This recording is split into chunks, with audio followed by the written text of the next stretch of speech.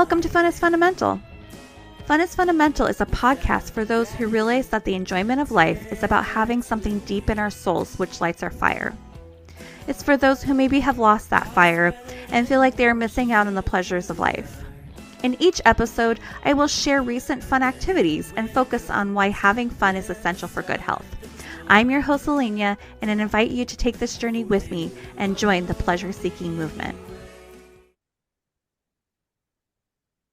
Good morning, Maureen. How are you doing today? Good morning, my dear. I'm doing wonderful today. It's cold here, but it's sunny, so that's a good thing. Yeah, same here. I will always take some winter sun around here because in Seattle we get a lot of rain in the winter. Oh. So I'm like, sun, please. Well, I'll send you some from Arizona. We'll just, push it over there to you. Yeah, we actually today we do have some sun, so I'm like, woo, gotta get outside to see it. Yes. Yeah. So can you tell the audience a little bit about yourself and what you do?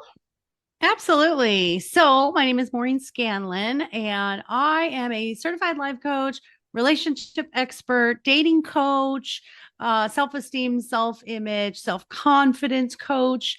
So I do, I'm an author. I wrote 2 books, and I'm a speaker and also a podcast host. Wow, you got a lot going on. Can you what's your podcast? I never knew, but my dog did is the title of it. It's very fun. So we talk about our stories that we all have to really just show that we all go through stuff, but we can come out of it. And you get lots of tips and stories from others who've been through some really, really impactful things and experiences in their life. But it gives you hope, and we make it upbeat at the end usually, and just with humor and understanding and a little bit of psychology and coaching in there. It's really a fun podcast.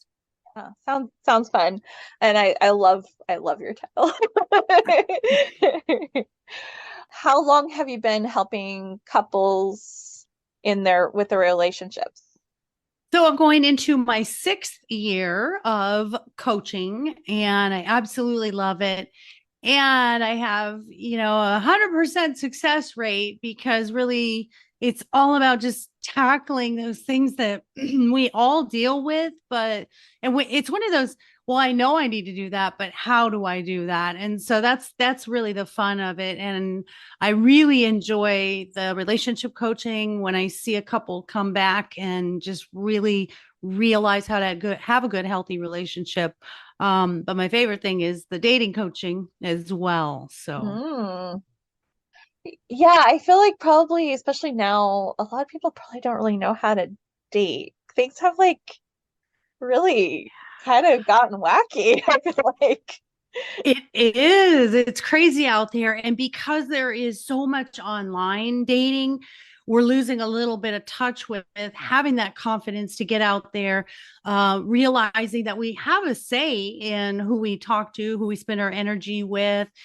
And my biggest thing is what my younger self needed, which is really my impact in my brand, is that I didn't love myself. I wasn't my own best friend.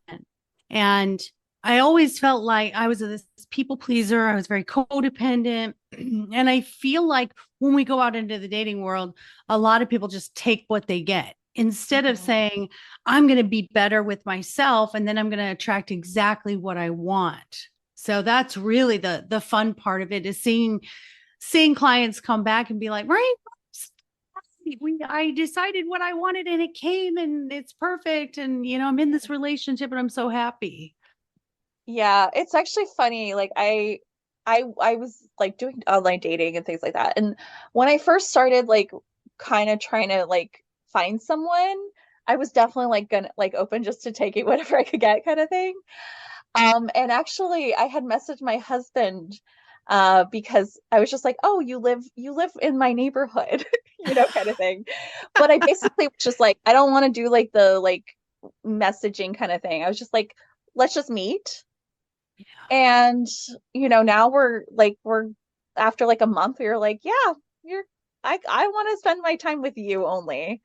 And Nice. now we're going on 9 years together as a couple. So I'm like, in my, like, for me, it like online dating worked, but it also was like, I had to kind of like, like have different expectations, but also it was like early online dating, I think. So I think it helped.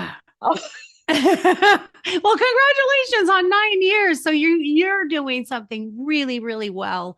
And that's why you have your podcast, Fun is Fundamental. So it's yeah, it is interesting. And I think a lot of us hide behind a computer screen because we're just afraid. And you have to still put yourself out there like back in the old days when you met in the grocery stores or you got set up by your parents or you went on blind dates. I feel we've hidden so much of ourselves, and I learned it when I was dating, and I've had my struggles. That's why I became a relationship coach, so everyone can learn from what I did.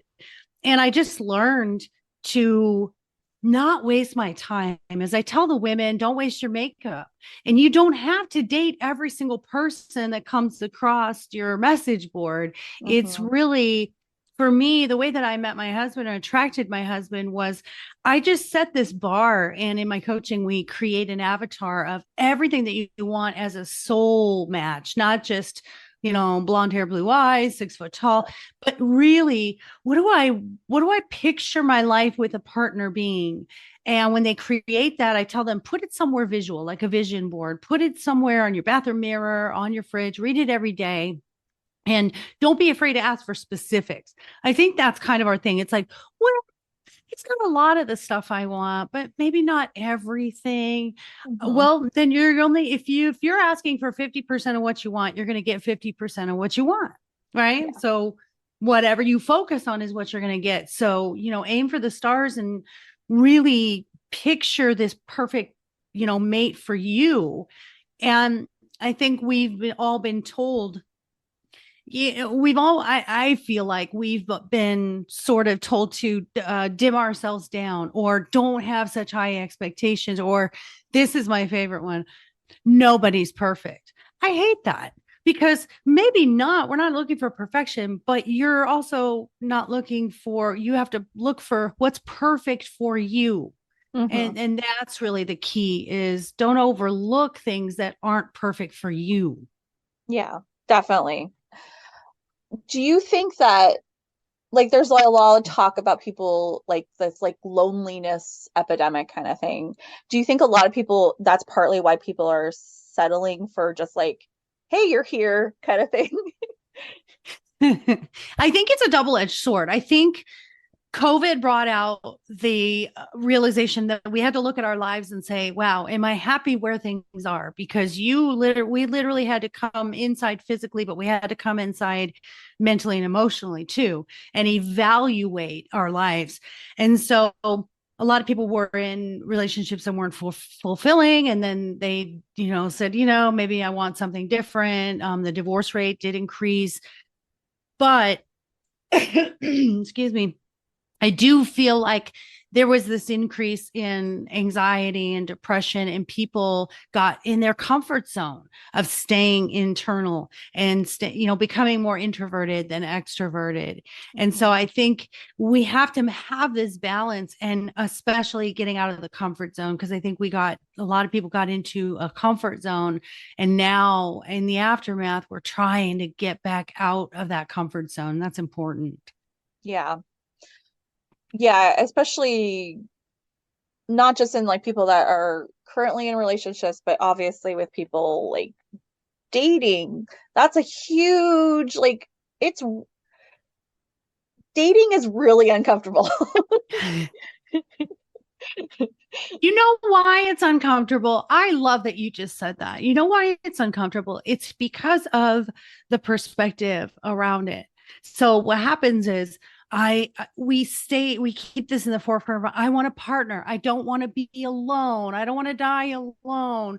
I want someone to do things with instead of going out there. And this is when my dating life just really changed the trajectory was when I went out with the mindset that I'm just going to meet someone, I'm going to get dinner, and I'm going to have good conversation.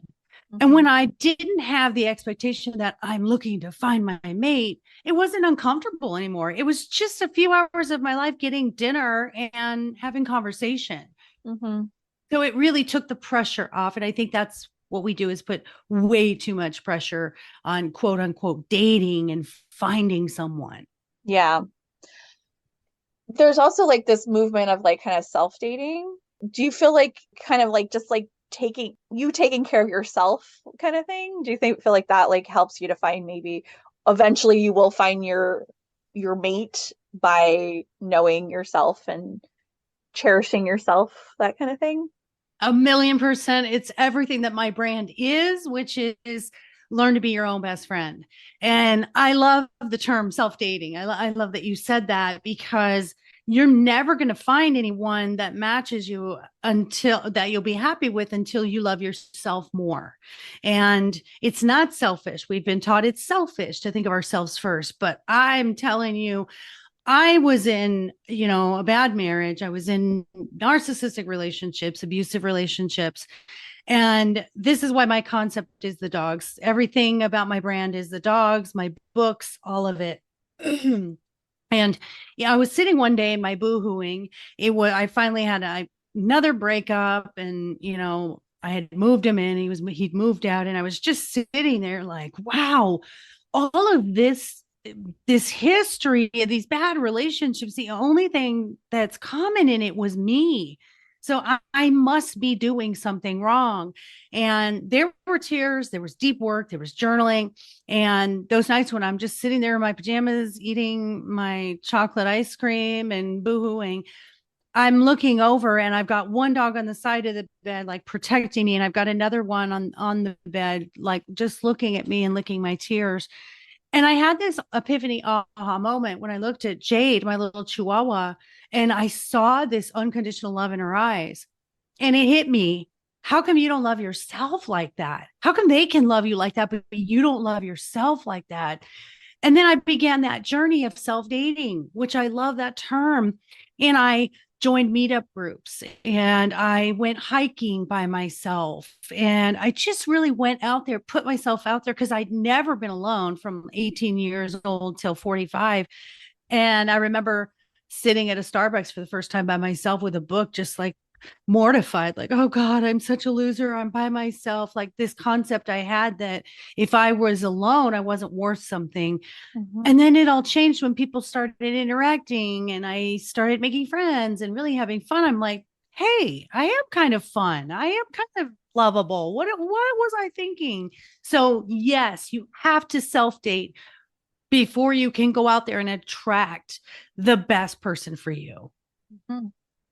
Going back to the idea of like selfishness, like I feel like a lot of times the people that are the most like hard on themselves, low on themselves, like that people that don't love themselves, it actually like comes out as being kind of actually being more selfish in a way, because they're like, it's like you're so like focused on yourself in a way sometimes, but like people that actually take the time for themselves can give so much of themselves and become so much less selfish actually by just being grounded and present in themselves, I guess in a way.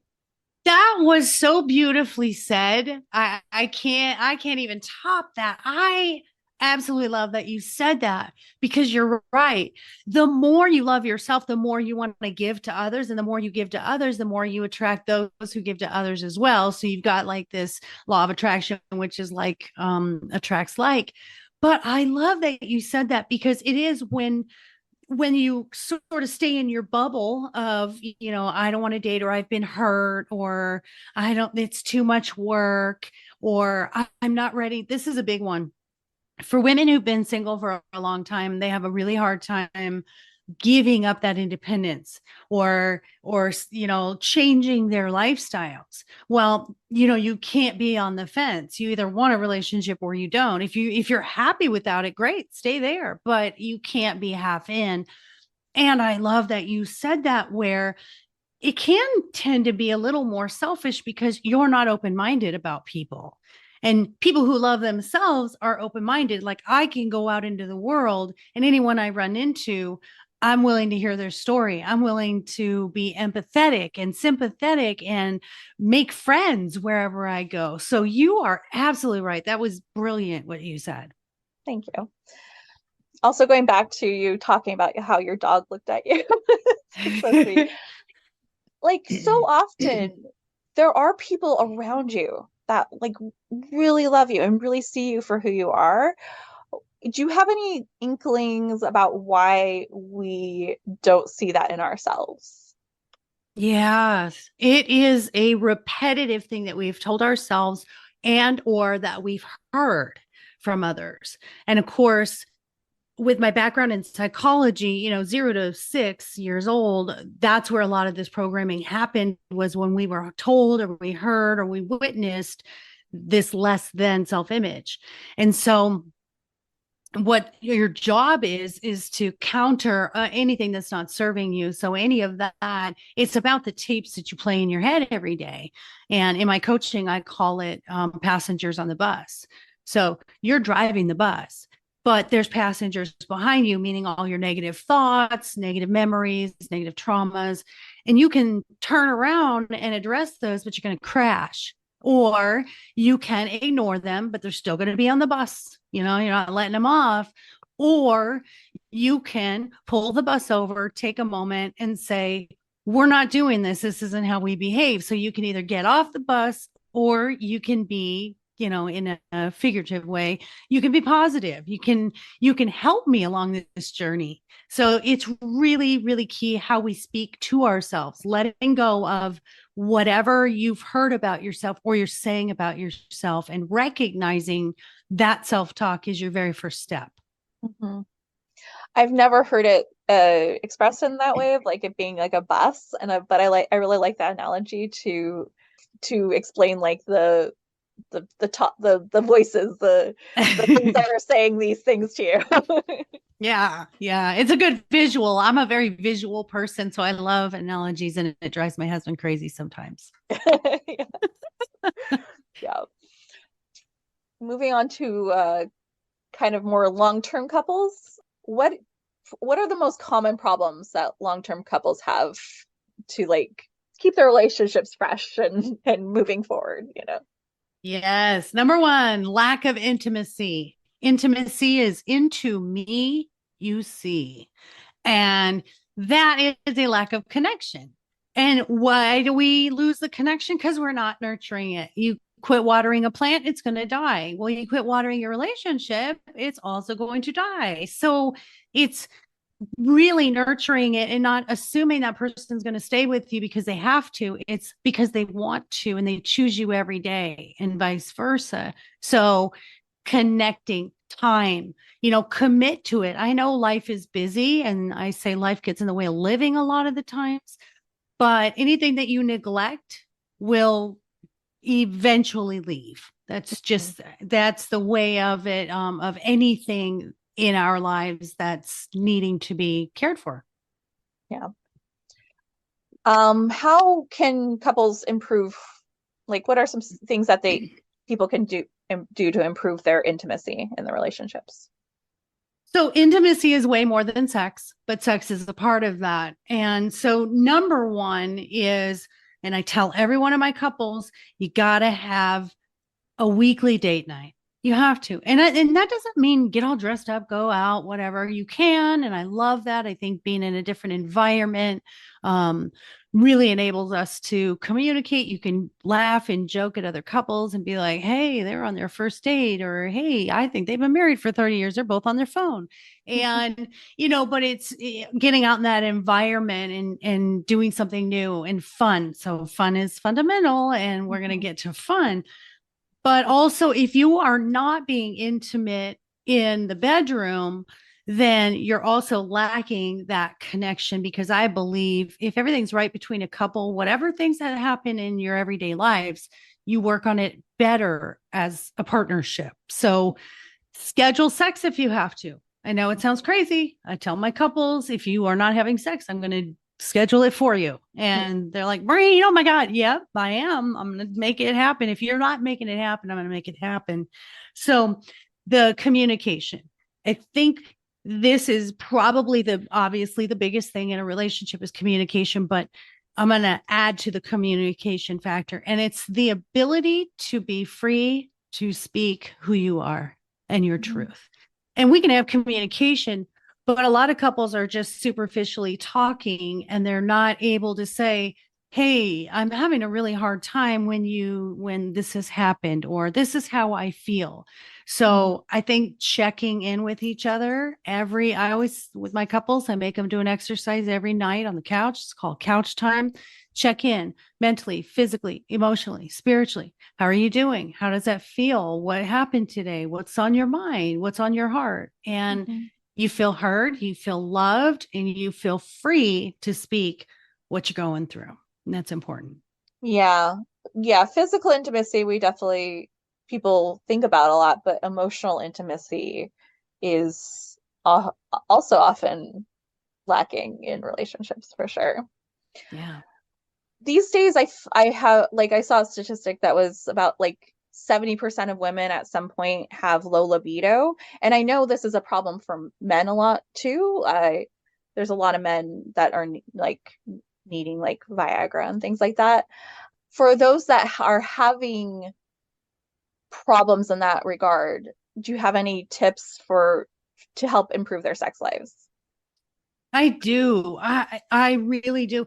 A lot of times the low libido is that, and I say this, seduction happens outside of the bedroom. Only 10% of it happens inside the bedroom. So 90% of it is outside. So what are you doing to meet your partner's love language? That is going to turn your partner on. If you're super busy with kids and house and job and you just can't get it all done, and then all of a sudden your husband comes home at night and he's like, hey baby, let's go get it on, you're like, no way, man, I have no sex drive whatsoever. But if he comes home and say their love language is gifts, which is mine. And my husband's so good about this. He walks in with flowers once a week. He comes and he brings me my favorite candy bar, or I'm addicted to M&Ms. He brings me a family size bag of M&Ms. Acts of service. If you walk in, and this is by, both ways with wives and husbands, if your husband loves physical affection, it doesn't have to be just in the bedroom. Just walk by him, and I'll scratch my husband's back when I'm talking to him, and he'll go, oh, that feels so good. Just the little touches. And then you'll see that you're wanting more to be intimate, and then the libido follows because you're emotionally turned on, and then the physical turn on inevitably has to follow. All right. Yeah. Okay. Emotion leads to physical. Okay. I like that information because I don't think people think about that, like. Yeah. I know a lot of people don't believe in love languages, and we can have multiple. I mean, I'm not just like, just give me gifts and do nothing else. Yeah. But they all cross over, but it's really just focusing in on what your partner validates. And this is, listeners, this is the best advice I can give you in this entire podcast. Listen to what your partner validates. In other words, like when I scratch my husband's back and he's like, oh, I love it when you do that. That feels so good. Well, I know now that's all I have to do. No matter how busy I am, I can walk by and I can give him a hug, or I can, squeeze his butt, or I can, whatever it is. He's physical. So if your partner's like, oh my God, I can't believe you brought me flowers, that means so much to me. You don't have to specifically sit down and go, let's take the quiz. Let's figure out what your love language is. Just listen to your partner. You'll figure out what makes them happy. And the more you make your partner happy, the more you're going to be made happy, because their needs are met and then your needs get met. Yeah, it's definitely a two-way street for sure. Yeah. What role does fun play in the longevity of relationships? Oh, one of the reasons, listeners, that I wanted to do her podcast is because she's nailed the thing that is so crucial to relationships. And I can say this, all those bad relationships that I had been in, They were not fun. Every day it was misery. I don't think I laughed for months on end. It was terrible. Not only that, adding to the fun, there was no friendship there. And the fun and the friendship go hand in hand. Your partner is just not, it's not just your sex partner and the bill paying and the child rearing person. It's, are you my friend? Would you be my friend if we were not together? That's the answer. And the fun is everything. My husband and I think we probably laugh together, I would say at a minimum, of 10 to 20 times a day, even when we're stressed out, even when, we got a lot going on, we laugh at one another. And I think fun is such a big part of that. Yeah. Oh, yeah. Having a partner you can laugh with is just like, it just makes everything, right? Yes. Yes. It's all those endorphins. When you laugh, it increases those endorphins, and the laughter also leads to intimacy, leads to the higher libido. So it's like this whole chain of things. And it's as simple as just laugh, go have fun, go do stuff. So in my book, My Dog is My Relationship Coach, I give ideas for dating, for having fun. And you guys, you just have to get creative, right? Mm-hmm. What are some of the tips for having a great date night? Yes. So I have focus issues. Some would call it ADD.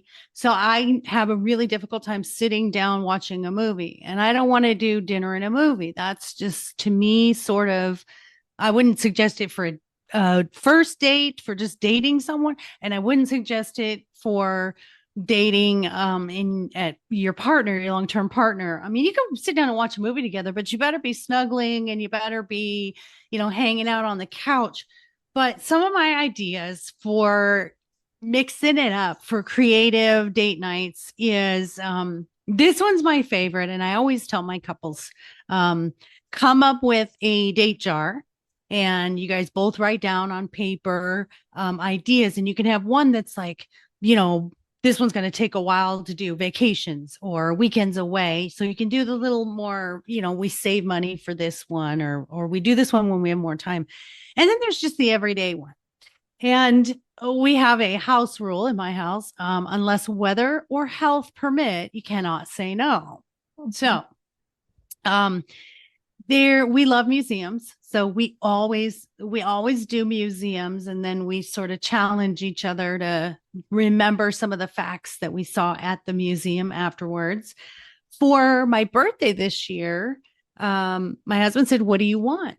And I said, "There's nothing I really want. What I want is a scavenger hunt." So my husband did something super cool. He gave clues, and then it was clues to the next place that we were going. And so it was just so much fun and challenging. And so scavenger hunts, I think, are so fun. You have to put a lot of thought into it, but you're also going out and going around your town. They even have on, I think it's Groupon, they actually have a Groupon for each city where there's a scavenger hunt for your city, and you walk around your city and then you find the certain clues. So that's one that I think is super fun. The other one is kind of silly. It's go to a secondhand store. So everybody has like thrift stores and secondhand stores in their city, and you have a theme. So I'd be like, okay, when we go in, I have a theme and you have a theme, like clowns. So he would have to go find figurines with clowns or an outfit or a wig or something. And then you come and show each other, or the ugliest outfit you can find, or 60s, go find a 60s outfit or something like that. So that's really fun. It's really about how creative you can be together and laugh. What are the silliest things that you can think of? My husband and I have a little fire pit out in our backyard, and we'd go out there, and we love music. And so we would take turns DJing and playing a song. I'd say, okay, it's your turn. Then he'd play a song, and I'd be like, oh, song. Or there's Online, if you look up like conversation starters or 50 unusual questions for couples, they have all kinds of stuff online that we would sit at the fire out at the fire pit. We would just ask these questions like if all that you could eat was pickles and hot sauce for the rest of your life, which one would you choose? So it's fun little questions like that. It doesn't have to be like deep and intimate. How many partners have you had in your pet? No, we don't want to get into anything that's going to start a debate. So it's just fun questions. Yeah. I mean, I'm definitely still in some of those ideas. Those sound great. Yay. Yeah. I really love the creativity. I would say like for people that feel like they're not very creative, we have really enjoyed the adventure challenge books that will give you ideas that are outside of the box of like things that you can do. And yes, you can only if the weather's not right or not right or something like that can you say no. So Yeah. but those have been very silly sometimes, which is great. That's good. That's good. Good for you. I think I asked most of my questions with the so Yeah. Yeah. I'm going to add another tip that's really helpful. And it's really helped my husband and I when we're in the middle of a conflict, because I think conflict resolution is a really important topic that we should hit on real quick. sure. And I mean, obviously, we all are going to have differences. We're all going to have different moods. We're all going to have different expectations. My husband and I have difficulties with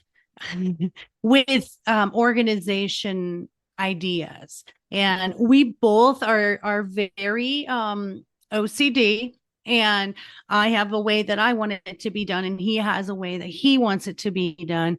And what we've learned though, as far as communication, and this is for my couples, I tell all the time, and you can use this really with all your relationships. This can be family, this can be friendships. It's echoing. So if you're saying something to me, Lelania, and I don't agree with it, I can say, or if I'm starting to make my own perception, because we're always going to speak on our experience. Yeah.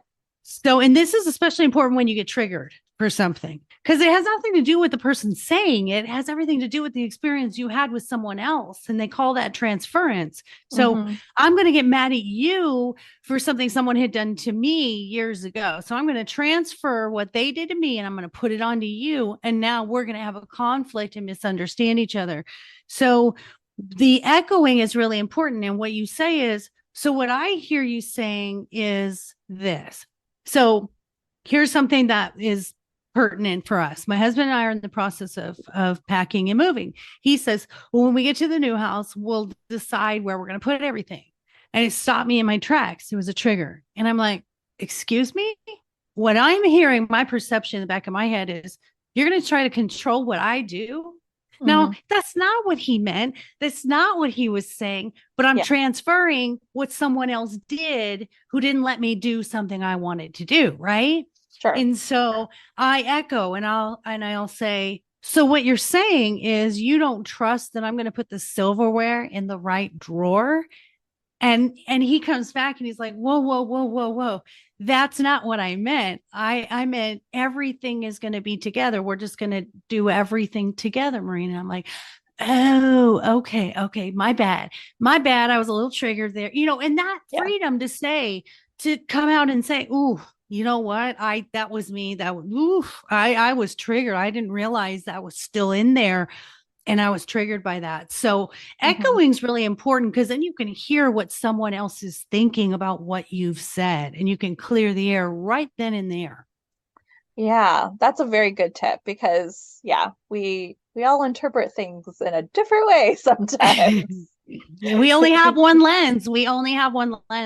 And it's our past and it's our beliefs. So it's when we run into trouble is when I don't accept your beliefs and you don't accept my beliefs. It's not that I'm trying to change your beliefs, but I have to respect and accept what you believe. That's the difference. And that pertains to the entire world and everyone you encounter. Just accept and respect someone else's belief is not like yours because they didn't have the same experiences that you have. Yeah, definitely. Yeah. We don't see each other everything in the same way for sure. Yeah. I always ask all my guests, how do you define fun? Oh, fun to me it's laughter, it's lightness, it's when I can't breathe. Literally when I cannot breathe because I'm on a high. It's a natural high where you don't think about anything else and you're just in the moment. You're mindful of I'm living in this moment and it's joyful. That's fun to me. Nice. I like your saying like I can't, like you have the inability to breathe. Like that's I haven't really heard people describe it like that, but I really like that. Yeah, you're just so in the moment, you know. Right? Takes my breath away. I guess we could say that. Fun should take your breath away. Yeah. What's your play personality? Um, I love I that you asked me this because this was in our pre-call and do you know I had no idea what it was. And so I researched it and I quizzed not only myself, but I quizzed my husband too. And we were shocked. We are both the artist.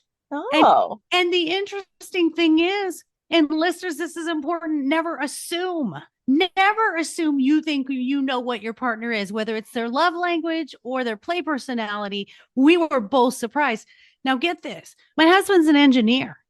Okay. oh, You would not think he would be the artist. And then I'm like free spirit. I paint, I refurbish furniture, I make little mini houses. I'm all about creating stuff. So I'm like, well, naturally, I'm the artist. yeah. But when we found out that he was the artist, he was even surprised too. But it was so cool because I told you how much fun my husband and I have together. It was so cool that I was like, well, of course we're compatible on our play personality. So that was interesting. Thank you for introducing me to that.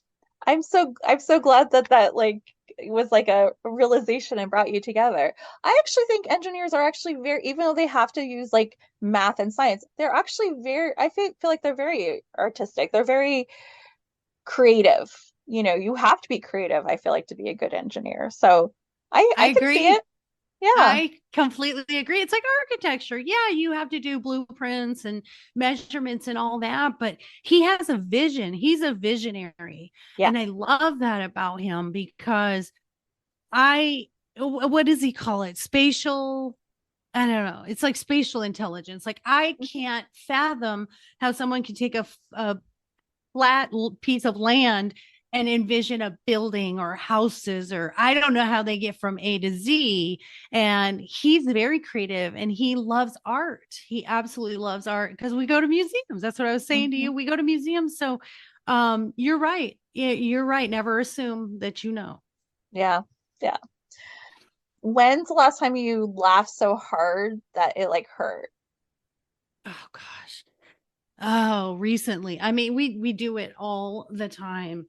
What were we laughing about? It was a belly laugh. We laugh a lot. We laugh a lot at TikToks. We share TikToks together and we laugh at the dogs because our dogs, we have a border Aussie who is the derpiest dog on the planet, but he makes us laugh. So when she lays down for a nap, she's that person or that dog that is so completely comfortable with herself. She's like stretched out and she's like, teeth showing and takes up the whole couch. She has to have a pillow between her legs like I do when I sleep. She just does the derpiest things and we belly laugh at her all the time. Oh, I can imagine. I love a derpy dog. I'm just like, give me all the derpy dogs. Me too. They're entertaining. And I think like us, they all have such different personalities. And some are, I lost my big boy before Christmas, and he was just that peaceful presence. He wasn't very affectionate, but he always needed to be right by you. He's very protective, but he was calm. And then Derpy Dog is just, she's always doing the goofiest, silliest things. And then I have a chunky little Chihuahua. She's 15 pounds, and she's just a diva. She just does what she wants and lets us know how the house is going to run and how the day is going to go. So it's fun. She's got some big dog energy. Yes, big dog energy is right. Yeah. What can always cheer you up? I mean, I'm being redundant. I'm sorry, but dogs, Okay. hello. Yeah. My dogs cheer me up, and I'm not gonna lie. I love a good meal. I love food. I love food. I'm that person that I will wait all day to go eat something, and that meal better make me happy. Like, I don't want to go to a restaurant. You're so looking forward to something, and then it wasn't like as good as you wanted it to be. I think good food is, in fact, I'm going to do a TED on this about, food being the sixth love language, because I just think food is so relatable to all of us. It makes us happy. It makes us, everything we do is good times around food. Everything you do has food involved in it. So I think a good meal makes me happy. Yeah, I agree. We're planning to go to Las Vegas maybe.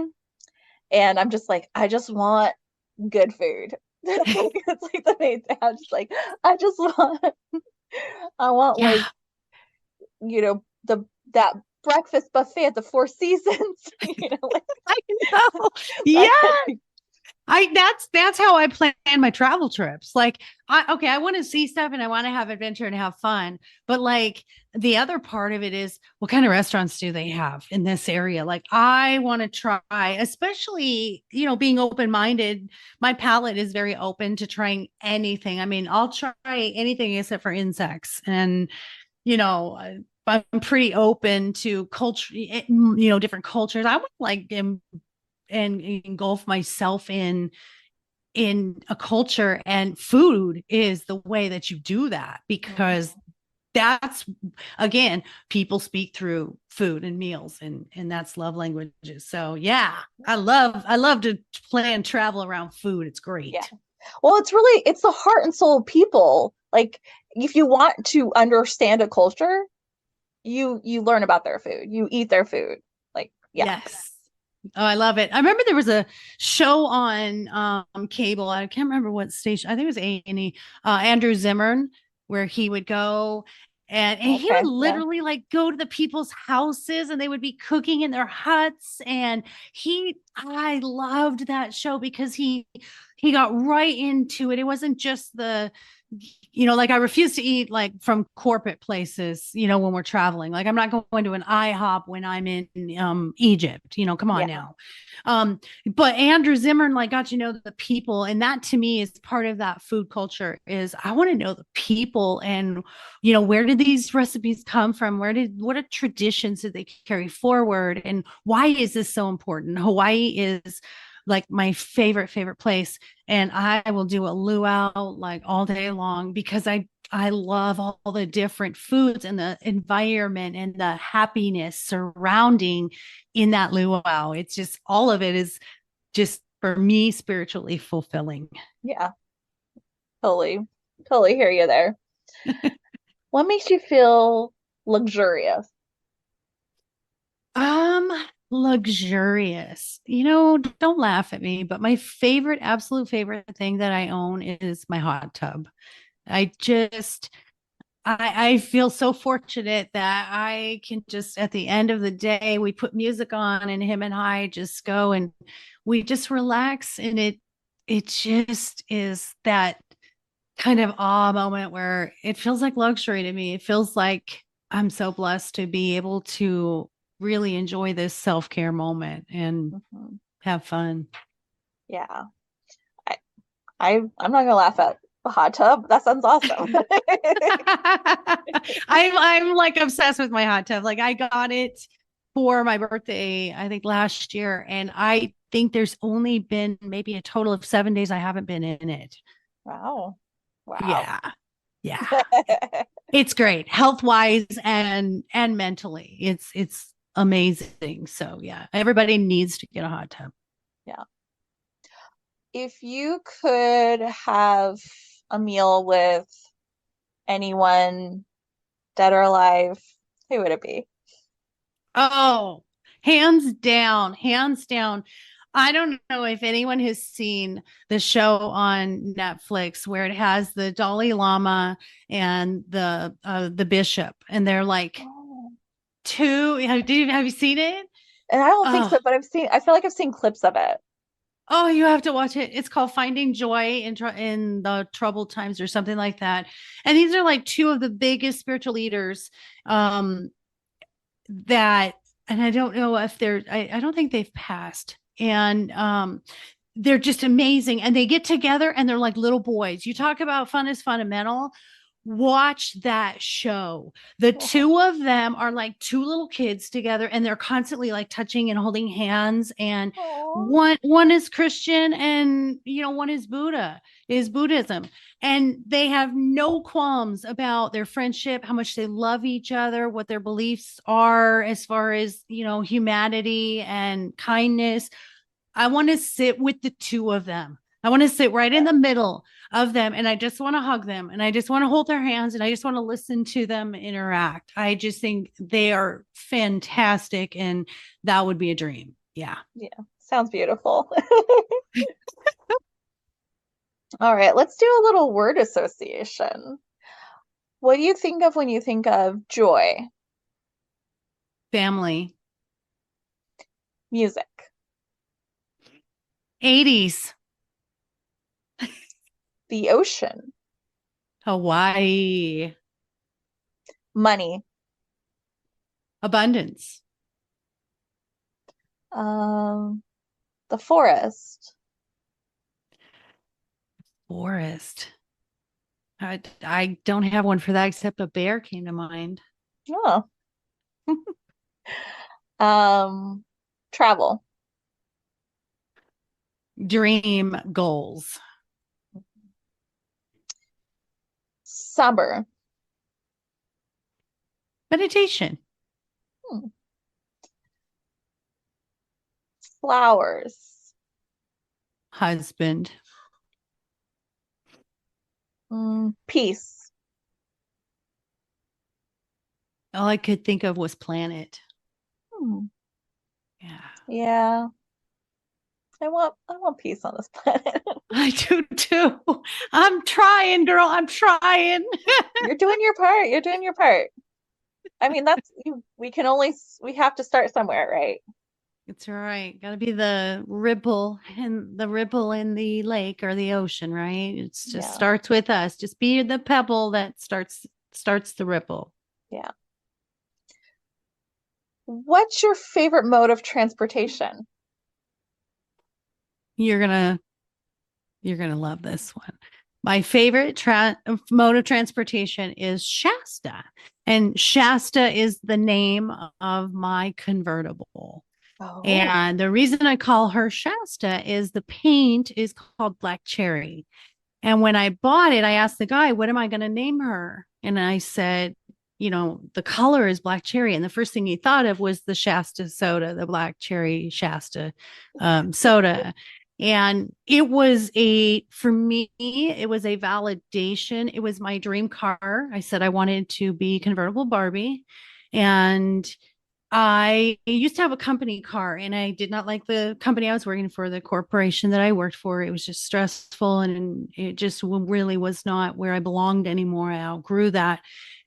And I knew they were going to take the company car. And so I had put money away every month as if I had a car payment. And then they sprung it on us all of a sudden and said, we're taking the car right now. And many people were scrambling, like, how am I going to get around? Because that was their only car. But I had that money put away because I knew. And I was able to go buy my little Lexus convertible cash, and Oh, with that top down and driving around with the puppies and the wind blowing in our hair. And I always say, music up, top down. It is so joyful. I love it. yeah. It sounds like magical. Like, oh, your dream car. It's like, oh, yeah. I like Shasta. She's old. She's an oldie, but she's a goodie, and she's in perfect condition because whoever had her before me must not have driven her, and it was just in a garage. And so she's got very low mileage, and she's in perfect condition. So I was very blessed to find her. Yeah, nice. That's great. It was meant to be. Yeah, definitely. Yeah. What's your dream vacation? Bali. Bali, 100%. Bali, Bali, Bali, Bali. Yeah.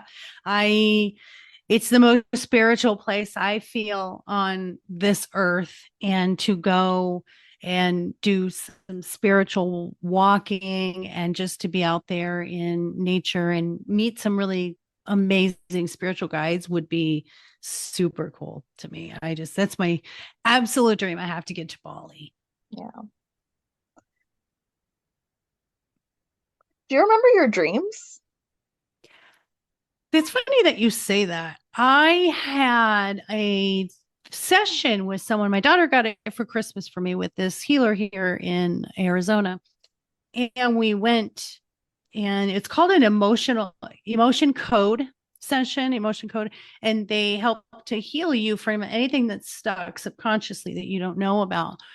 And so one of the things that we talked about were dreams. And I said, I don't remember my dreams.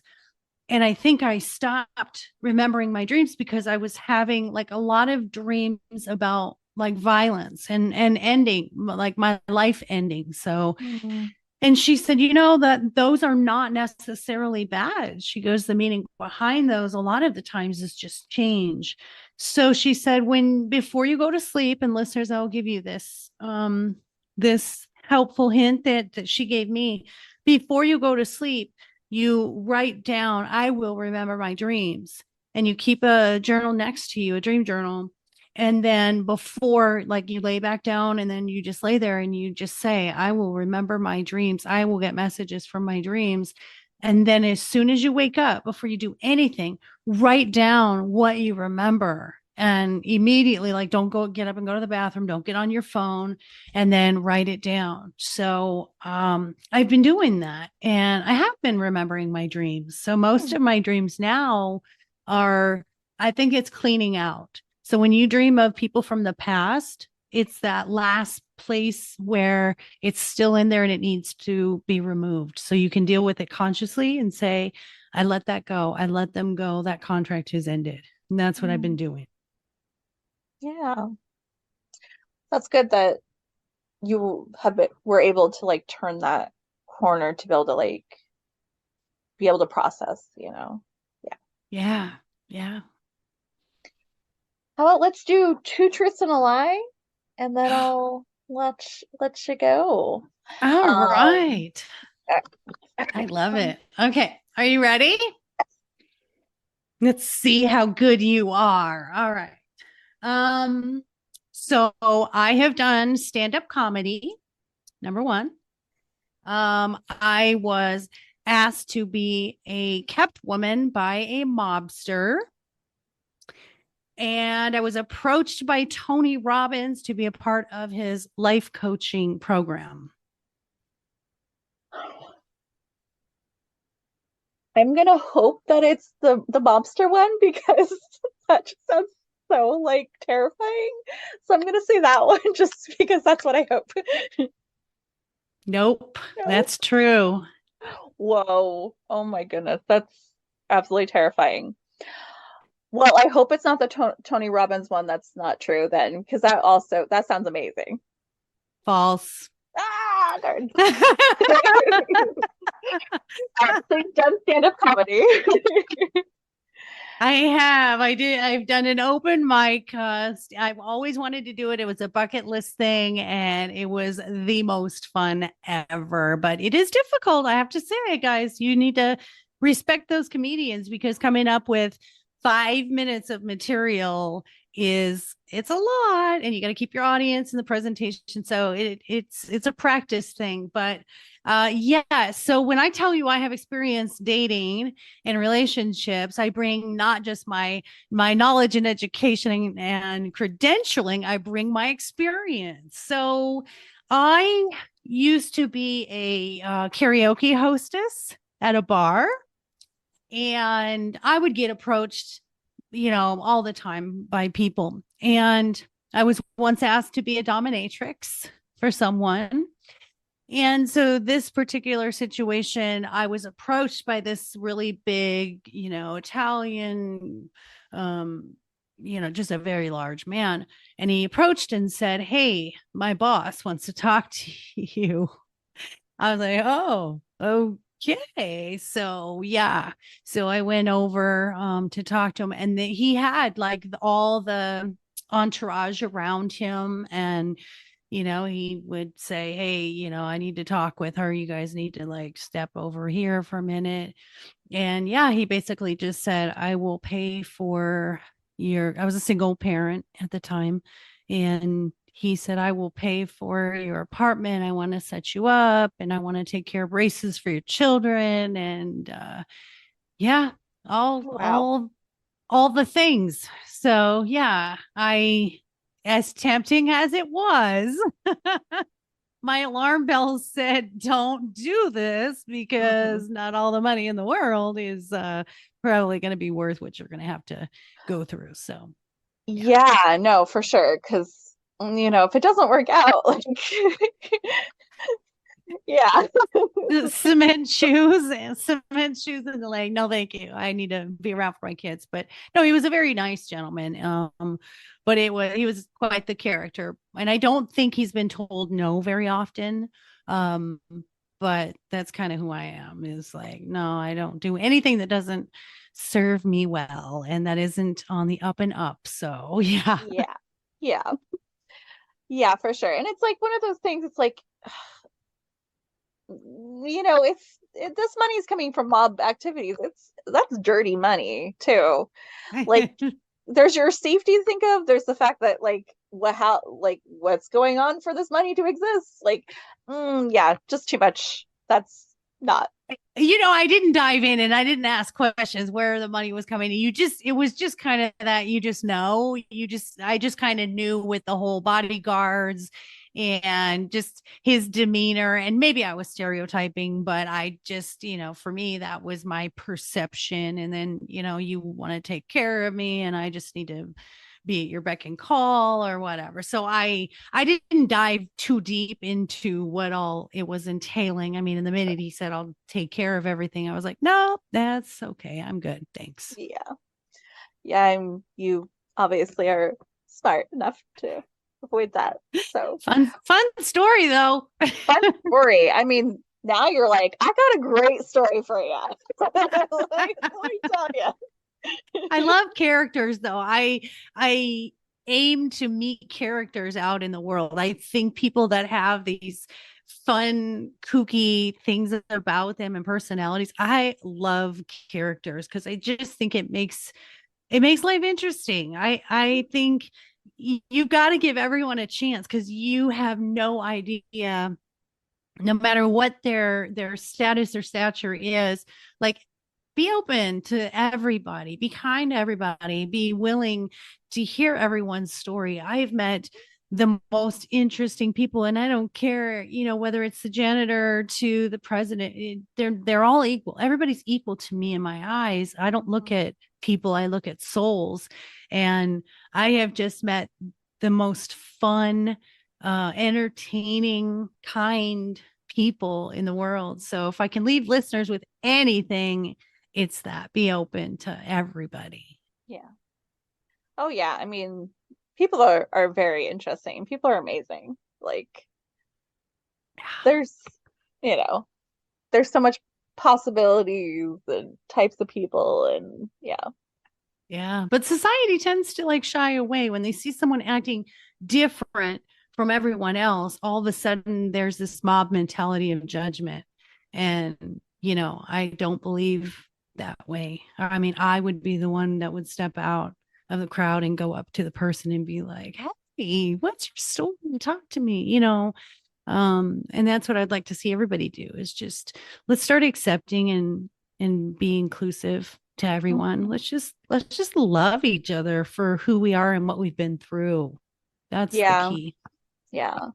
Well, yeah, that definitely like makes me think of like, around in Seattle, there's a lot of folks that are without homes, And so often people just don't even like acknowledge that. Like it's like they're like they just put up this blinder because it is uncomfortable, obviously, but they're still humans. And so like I remember like this one woman who, I just like would see her and I would just start, every day and I would just started talking to her, and she's just like, she's just like, thank you for just talking to me.